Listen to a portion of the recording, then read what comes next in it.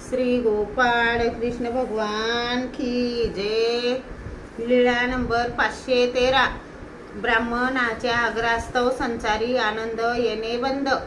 मग ते आपल्या घरी गेले। स्नान करायला बसले तर स्नान विधी विसरले, स्तनपर्न करायला बसले तर स्तनपर्णा विधी विसरले, देवपूजा करायला बसले तर देवपूजा विधी विसरले। जे ज्या वेळेचे शेट कर्म ते त्यावेळी करायला बसायचे तर ते विसरायचे आणि दुःख करायचे, असे मला काय झाले?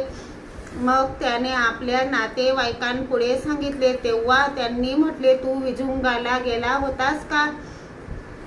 त्याने म्हटले, हो गेलो होतो। मग ते म्हणाले, हे त्याच सर्वज्ञांपासून झाले, आता जा आणि त्यांना विनंती कर, मग त्यांच्यानेच होईल।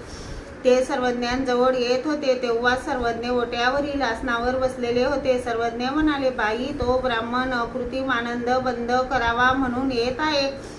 बाईसा म्हणाले, हे काय बाबा, आनंद बंद करायला का म्हणून येत आहे? सर्वज्ञ म्हणाले, हा नाही का आला?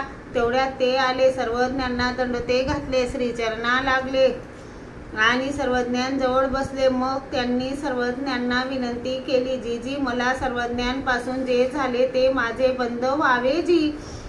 सर्वज्ञ म्हणाले, हो हो, जाणे परी जाओ नेने। ते म्हणाले, नाही जी, हे माझे बंद व्हावे। सर्वज्ञ म्हणाले, भटो, त्यापासून काही त्रास होत आहे का? ते म्हणाले, नाही जी, त्रास तर काहीच नाही, उलट सुखच होत असते, परंतु माझे शेट कर्म होत नाही जी।